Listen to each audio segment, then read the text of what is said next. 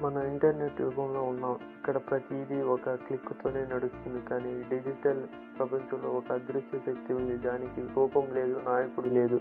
కానీ అది అనుకుంటే ప్రపంచంలోని అతిపెద్ద ప్రభుత్వాలు, కంపెనీలను గడగడలాడించగలవు. వారి పేరే ఎనానిమస్. మేము అజ్ఞాతవాసంలో ఉంటాం. మేము ఒక సమూహం. మేము క్షమించం. మేము మర్చిపోం.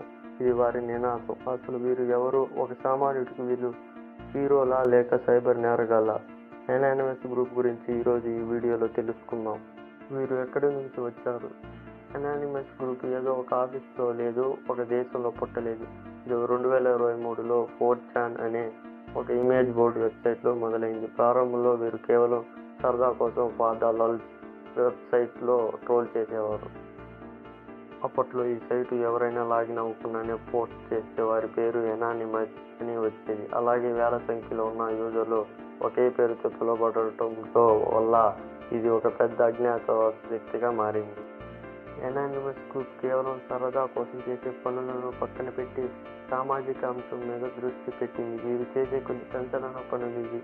ప్రాజెక్ట్ సైంటాలజీ, చర్చ్ ఆఫ్ సైంటాలజీకి వ్యతిరేకంగా వీరు చేసిన పోరాటం వీరి ప్రపంచానికి పరిచయం చేసింది. ఆపరేషన్ ప్లే బ్లాక్, వికిలింక్స్ కి సపోర్ట్ చేస్తూ పేపాల్, వీసా మరియు మాస్టర్ కార్డ్ వెబ్సైట్లను స్తంభింపజేశారు.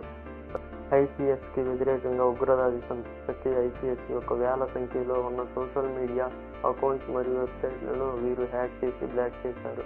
రష్యా ఉక్రెయిన్ వారు, వీటి వలన రష్యా ప్రభుత్వంపై సైబర్ యుద్ధం ప్రకటించి రష్యన్ టీవీ ఛానల్స్కి ఉక్రెయిన్ యుద్ధ దృశ్యాలు ప్లే చేసి రష్యాను షాక్కు గురి చేసింది. వీరు ఎలా పనిచేస్తారు? ఎనానిమస్ గ్రూప్కి ఒక బాస్ అంటూ ఉండదు. ఇది ఒక డీసెంట్రలైజ్డ్ నెట్వర్క్. అంటే ఎవరైనా ఈ మాస్క్ వేసుకున్న వారి భావోద్యాలంతో ఏకీభవిస్తే తాము కూడా అనానిమస్ అని చెప్పుకోవచ్చు.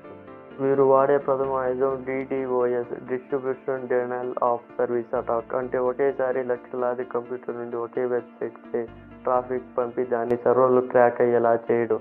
అంతేకాదు డేటా బ్రీచ్ చేసి రహస్య పత్రాలను బయట పెట్టడం. ఇటు మంచివారా చెడ్డవారా? ఇక్కడ అసలైన చిట్కా ఉంది. సామాన్యుల దృష్టిలో వీరు డిజిటల్ రాబిన్ హుడ్. అవినీతికి, అన్యాయానికి ప్రశ్నించే చట్టం దృష్టిలో మాత్రం సైబర్ క్రిమినల్స్. ఎందుకంటే హ్యాకింగ్ అనేది ఏ రూపంలో ఉన్నా అది చట్ట విరుద్ధమే. ఎందరో అనానిమస్ సభ్యులు FBI మరియు ఇతర సంస్థలకు అరెస్ట్ చేశారు. కానీ ఒక అనానిమస్ పట్టుబడితే ఇంకో వందలాది మంది పుట్టుకొస్తూనే ఉంటారు. ఎందుకంటే ఎనానిమస్ అనేది ఒక వ్యక్తి కాదు, అది ఒక ఐడియా. ఎనానిమస్ గ్రూప్ ఇంటర్నెట్ స్వేచ్ఛ కోసం పోరాడుతుందా లేదా అరాచకం సృష్టించడానికి చర్చనీయాంశం. కానీ ఒకటి మాత్రం నిజం, ఈ ఇంటర్నెట్ ఏదైనా తప్పు చేస్తే ఎక్కడో ఒక మూల అజ్ఞాతంగా ఉన్న వీరు మిమ్మల్ని గమనిస్తూనే ఉంటారు. మరియు ఎనానిమస్ గ్రూప్ గురించి మీ అభిప్రాయం ఏంటో, వారి హీరోలా లేక హ్యాకర్లా? కింద కామెంట్ సెక్షన్లో తెలియజేయండి. ఇలాంటి మరిన్ని ఇంట్రెస్టింగ్ వీడియోల కోసం మా ఛానల్ సబ్స్క్రైబ్ చేసుకోండి మరియు లైక్ చేయండి.